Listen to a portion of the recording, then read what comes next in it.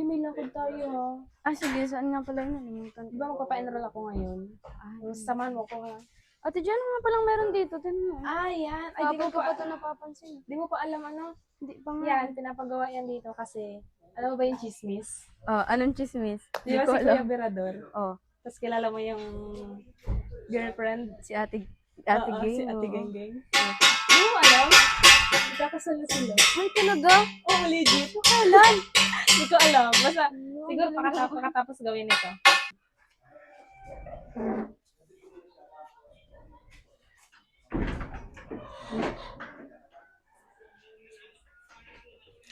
Wow, ano yan, Berador? Gown. Gown, ikakasal na si kayo?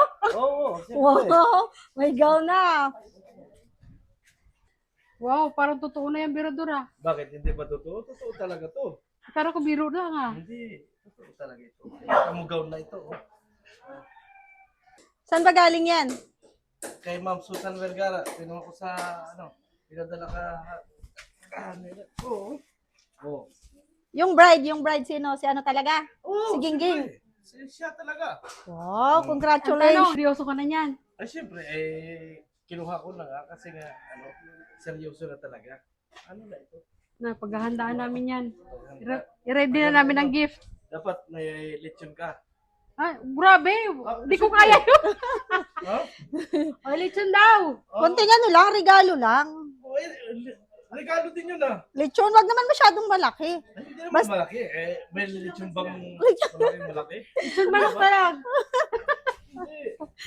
Lechon nga maliit lang yan Oh, ako yung mapunta mo na rin. Alagay ko muna ito Siya. sa ano. Ingatan mo yan, baka mabasa ha. Ay, syempre. Lagi pa namang umuulan. Ay, buksan ko na to. Para makita ko na kung bagay-bagay ito kay Ging. Para makita ko na. Kung talagang maganda itong padala na ito ni Nagaw na ito. Anong puro lang itak.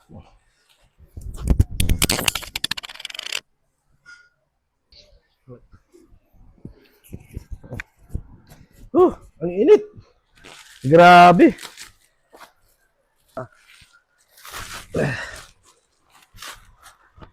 Ang laki. Ayan na. Ayan na, ayan na. Makikita na natin.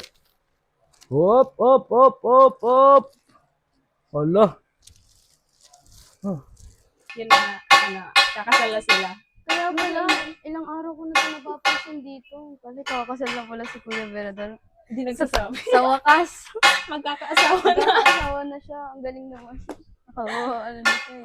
Kaya nga, pag natapos na to, kasalan na ang sunod. Buti naman, magiging masaya Sana na siya. abay tayo. Oo nga. Tapos tayo yung sunod na ikakasal. Uy, Joke lang. naman. Kasi na pala si Kuya Berador. Hindi ko nakikita si Kuya Berador eh. Ay, ito pala. Kulay, ano to? Kulay pink. Maganda pala, maganda.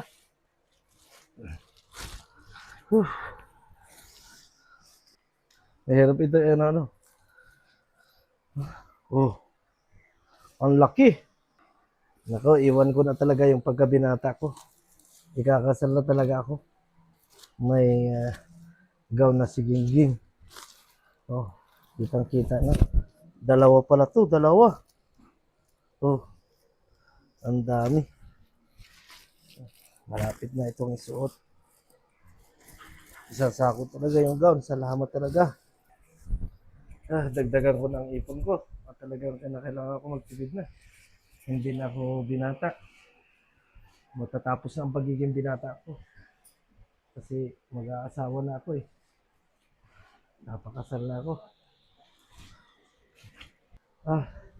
Swerte na rin ng mga papangasawa ko. Andito na. Guwapo. Macho pa. Kaya wala na siyang hahanapin pa. Kaya swerte talaga yung magiging asawa ko. Ngayon lang ako nagmahal kasi ng ganito. Kaya swerte na niya. Guwapo na.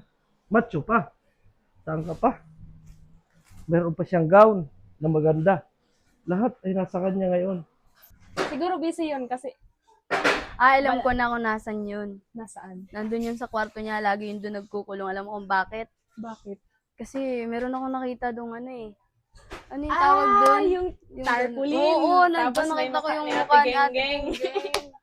Yung Oo, pala pansin ko rin yun. yun. Hindi siya lumalabas palagi ng kwarto. Nalabas lang siya pag tinatawag. O kaya pag makain, syempre Oo. sinusulit niya yung pakiramdam niya, nandun din sa Ate Genggeng. Ay, sa wow. tabi. Ganun pala yun. Dapat Oo. ipinapatarpaulin. Hindi lang kasi nasa tarpaulin eh. Sa cellphone niya meron din, nakadikit sa likod. Tapos Wallpaper naka-wallpaper pa. pa. Sana all. Kulang na lang yung profile na sa Oo, ano eh, sa Facebook, ano, i-reveal na niya talaga eh. Grabe. Kaya talagang mapalad siya. Ay, magkano na kaya ang naipon? Bilangin ko na kaya ang naipon ko. Parang gusto kong bilangin yung aking ipon. Magkano na yung ipon ko. Dito muna to. Kasi ito mamaya ako na buklas. Tingnan ko muna yung ipon ko kung marami na yung ipon ko.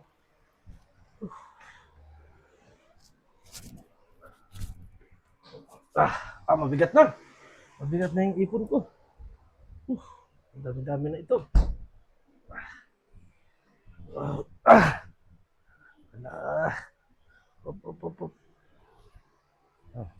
Ano?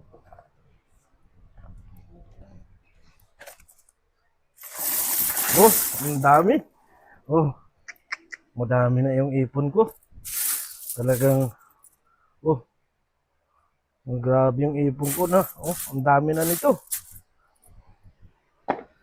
Andyan pa yung sing-sing ko. Talagang kompleto na. Dapat madagdagan ko pa ito na kukulangin to siguro. Yung ipon ko. Ay, isang daang ang buo. Ito lang pala ang isang daang ito na buo ko. Kailangan madagdagan ko ito. Kasi kukulangin to. Mga bakod-bukod ko yung mga madami-dami na rin ito. Pero kailangan madagdagan ko pa. Nag-aasawa na kasi ako eh. Kakasal na ako. Kailangan maipon talaga.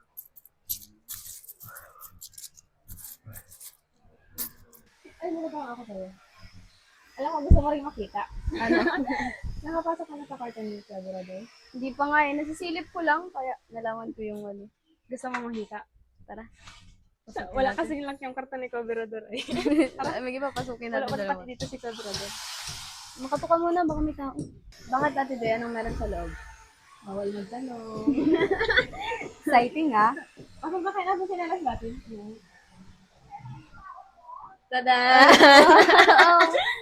Ito Taray! naman, sana all pinapatarpol. Tinan mo naman! My future wife.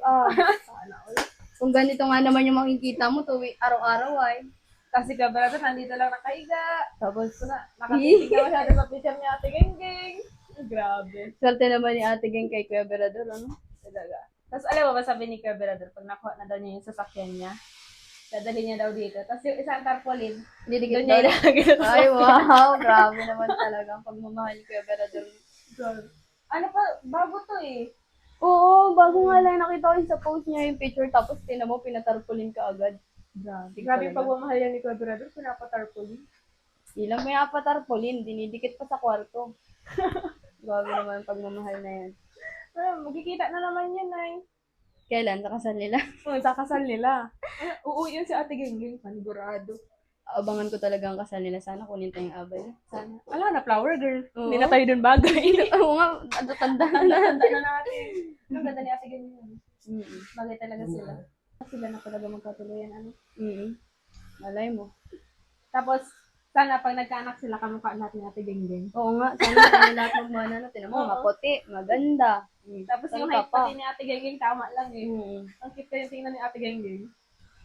Sana yung yung height kay Kuya Berador. Kahit pag na yung mukha ni Kuya Berador. Tapos yung mukha, syempre dapat kay Ate Genggeng. Oo, tama-tama Oo. yung ganun Ang ganda ni Ate ganun klase. Kasi talaga, ang pinakaano talaga pag nagkakaanak, ay yung height. Dapat matangkad. Pero ang pinaka dyan, sana sila na talaga. Sana talaga sila na. Kasi, ay pag talaga sila ay naghiwalay pa pagkasal na ay, Tutupin natin sila sa walo.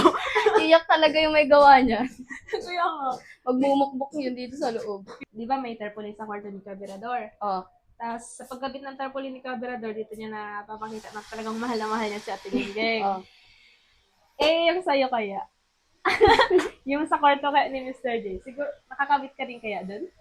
Malay ko. Hindi ko pa nga nakikita ang kwarto na eh. Gusto mo makita? Gusto mo makita? Ano, pag nakita natin yung kwarto niya tapos walang nakadikit. Ibig sabihin, Tayo na ang magpapagawa, tapos ididikit na natin yun. ayoko, dapat siya yung mag-effort, dapat hindi natin alam. Yeah, para surprise. Pero gusto mo. Tara na nga Jen, baka mahuli pa tayo ni Kuya Berador kung lumamasok tayo ng kwarto niya eh. Binabago mo lang yung topic. Tara na, huwag ka madaming ganda. Binabago mo lang yung topic. Kakasal na pala sila Gingging sa Kasibirador. Sayang lang yung layo ng mga nilakad ko. Nabot ako ng ulan. Kahit sa initan, naglalakad ako. Tapos wala lang nangyari sa lakad ko. Doon pa sa mayabang napunta si Gingging. Ang bihirang buhay. Hirap talaga ng manligaw sa ano. Oh, Marquis, gaano ka dyan? Anong ginagawa mo?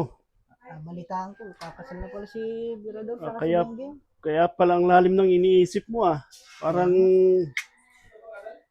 So, anong decision mo? Eh, wala. Di ko man kayang lakarin papuntang Singapore. Malayo. Layo man na nun. Wala akong malalakaran sa dagat niyan. Wala kayong kontak. Wala akong kontak. Saka nabalitaan ko lang, kakasal na pala sila ni Gingging. Ay, masakit talaga yan. Huwag mong isipin yan. Baka maano ka. May stress.